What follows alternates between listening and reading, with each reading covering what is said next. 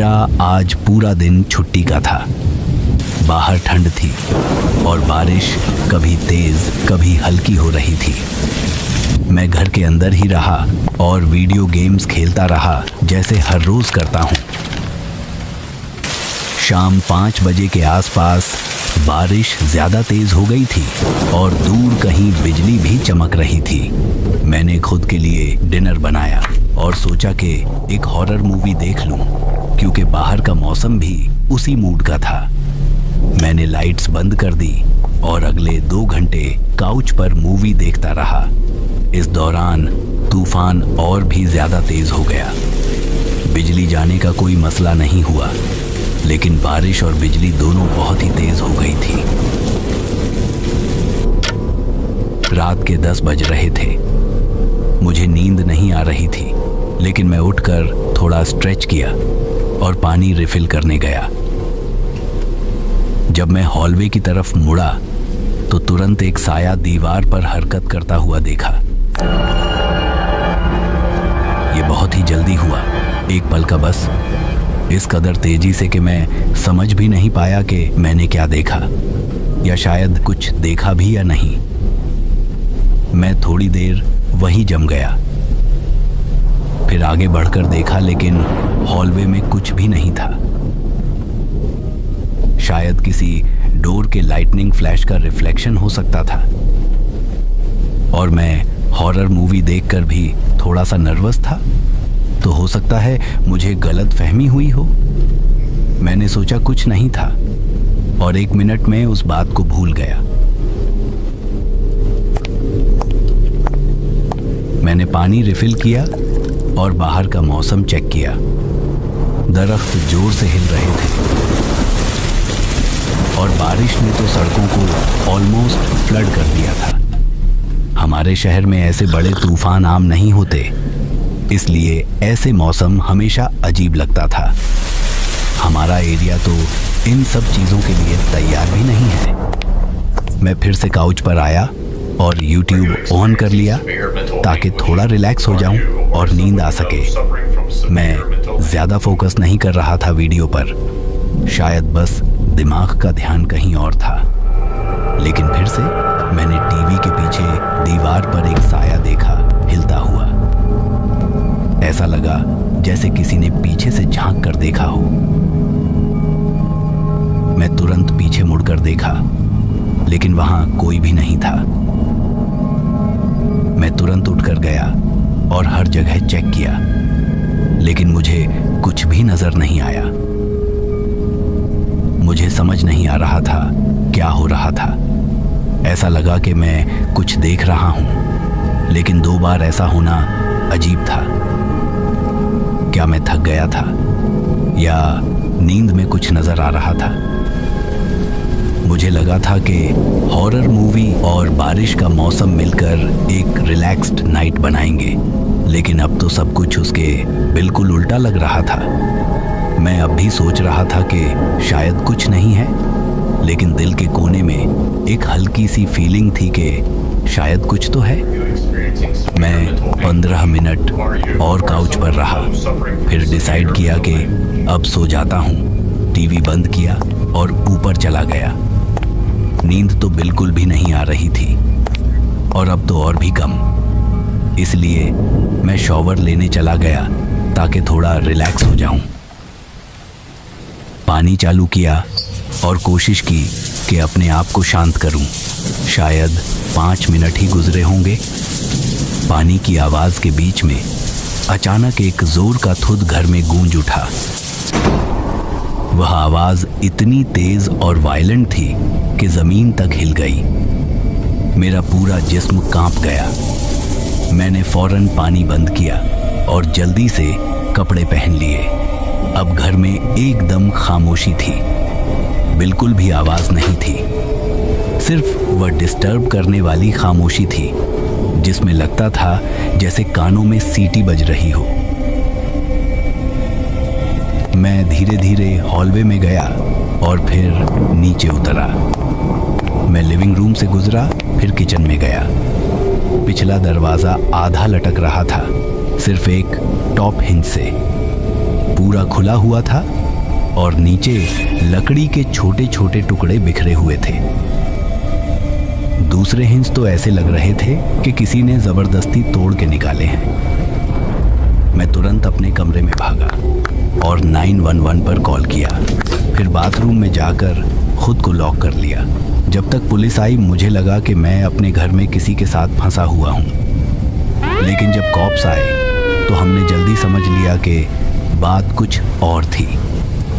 दरवाजा बाहर से नहीं, अंदर से तोड़ा गया था।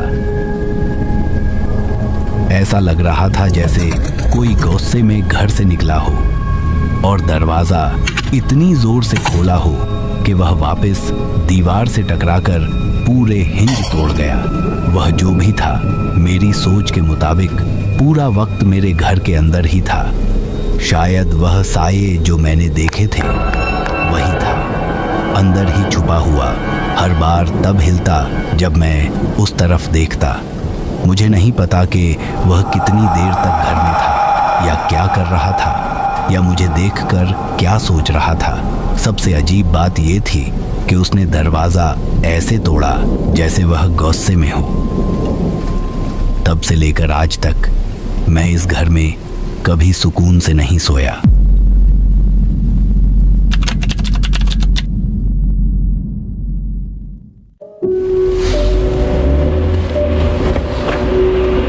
स्प्रिंग ब्रेक के दौरान मैं अपने पेरेंट्स से मिलने गया था। पहली बार मैंने एयरबीएनबी यूज किया क्योंकि जहां मुझे जाना था वो शहर छोटा था और वहां रेंटल्स सस्ते मिल रहे थे। 2 दिन की ड्राइव थी और जब मैं पहुंचा तो सूरज ढल चुका था। ड्राइवे में कार पार्क की और सामान निकाला तो आसपास का माहौल कुछ अजीब लगा। अंधेरा बहुत ज्यादा था और सड़क पूरी तरह सुनसान थी। ना कोई स्ट्रीट लाइट थी, ना कोई आदमी नजर आ रहा था। और जिस एयरबीएनबी में मैं था वही सिर्फ एक घर था जहां लाइट्स ऑन थी। इतनी ज्यादा देर भी नहीं हुई थी, लेकिन बाकी सब घरों में अंधेरा था। सिर्फ 1-2 घरों में हल्की रोशनी थी। शायद इस जगह का तरीका ही ऐसा था, मुझे तो कुछ समझ नहीं आया। मैं घर के अंदर गया और सामान रख दिया। उस रात का कोई खास प्लान नहीं था, सिर्फ थकान उतारने का और थोड़ा आराम करने का मूड था। मैंने थोड़े स्नैक्स खाए और बेडरूम में मूवी लगाई। कुछ घंटे बीत गए। रात के 9 या 10 बज रहे होंगे जब मैंने कुछ आवाज सुनी। टीवी पॉज किया और कुछ सेकंड्स तक ध्यान दिया। फिर वही आवाज दोबारा सुनाई दी। कोई फ्रंट डोर पर नॉक कर रहा था। सबसे पहले फोन चेक किया कि शायद होस्ट ने कांटेक्ट किया हो, लेकिन कोई मैसेज या कॉल नहीं था। मैं नीचे गया फ्रंट डोर की तरफ। जब तक मैं पहुंचा वो नॉक करता ही जा रहा था। ऐसा लग रहा था जैसे किसी जरूरी काम से आया हो। जब मैंने दरवाजा खोला तो एक आदमी सामने खड़ा था, काला विंटर हैट पहने हुआ और एक पुरानी सी लाल फ्लैनल शर्ट में। उसका चेहरा थोड़ा कंफ्यूज्ड था मुझे देखकर। मैंने कहा हाय। उसने अजीब सा स्माइल दिया, फिर से सीरियस हो गया। कुछ हल्की सी बात अपने मुंह में बोलता हुआ मुड़ गया और चला गया। मैं वहां बस खामोश खड़ा था, सोचता हुआ कि ये क्या था। उसका बार बार नॉक करना, फिर कुछ कहना भी नहीं, बस चले जाना। ये सब बहुत अजीब था। शायद गलत घर था और कहने की हिम्मत नहीं हुई। मैं वापस बेडरूम गया। बाकी रात ठीक थी। सुबह मैं जल्दी उठ गया और अपने पेरेंट्स से मिलने चला गया। शाम 6 बजे वापस आया।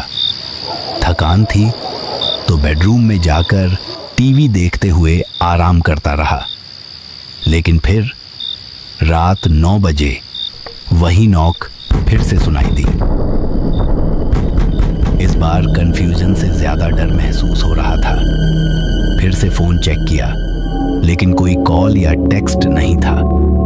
इस बार मैं ज्यादा एहतियात से दरवाजे की तरफ गया। पहले पीप होल से देखा तो वही आदमी था, वही हैट, वही फ्लैनल शर्ट। इस बार मैंने सिर्फ दरवाजा थोड़ा सा खोला और पूछा, आपको क्या चाहिए? इस बार उसका रिएक्शन और भी ज्यादा अजीब था, जैसे उसने एक्सपेक्ट नहीं किया था कि मैं दोबारा उसे देखूंगा। सब ठीक है? क्या आप किसी को ढूंढ रहे हैं? उसने सीधा खाली चेहरे के साथ मुझे देखा। नहीं, उसने सीधी बेजान आवाज में कहा। वो दोबारा पीठ घुमा के चला गया। मुझे अब तक समझ नहीं आया था कि वो बंदा क्या चाह रहा था, या उसे लगा कि यहां कौन रहता है। लेकिन अब बात सच में क्रीपी हो गई थी। मैं वापस बेडरूम गया, लेकिन इस बार मैंने दरवाजा खुला छोड़ दिया ताकि हॉलवे से कोई आवाज आए तो सुन सकूं। कुछ तो अजीब था इस सब में, और मुझे ये बिल्कुल पसंद नहीं आ रहा था। कुछ घंटे और गुजरे। रात काफी हो गई थी तो मैंने लाइट्स बंद की और सो गया। जब मेरी आंख खुली तो बेडरूम अंधेरे में डूबा हुआ था। सब कुछ शांत था। रात का बीच का वक्त लग रहा था। मुझे पता नहीं चला कि मेरी आंख क्यों खुली, लेकिन जैसे ही मैं उठ के बैठा, मुझे बाहर से हल्की सी आवाज सुनाई देने लगी। शायद किसी के बोलने की या फिर किसी की फुसफुसाहट की। फिर अचानक फ्रंट डोर पर एक जोर का नॉक हुआ। आवाज तेज और गुस्से वाली थी। मैं बिस्तर से उठा और हॉलवे की तरफ गया। नॉक की आवाज इतनी तेज थी कि पूरा घर हिल गया। जैसे ही मैं धीरे धीरे हॉल में आगे बढ़ने लगा, मुझे एक साया हॉलवे के उस पार की विंडो से गुजरता नजर आया। जब मैं एंड तक पहुंचकर दरवाजे के पास पहुंचा तो वही आदमी वापस था, लेकिन इस बार थोड़ा पीछे अंधेरे में एक और शख्स छुपा हुआ था, जैसे वो किसी चीज का इंतजार कर रहा हो।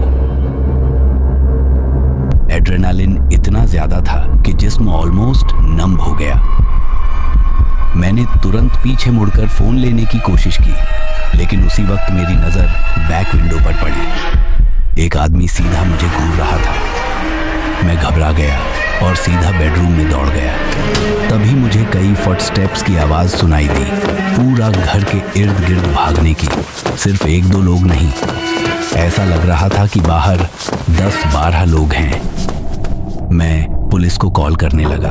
तब तक हर विंडो और दरवाजा जोर जोर से हिलाया जा रहा था, जैसे सब कुछ तोड़ने की कोशिश हो रही हो।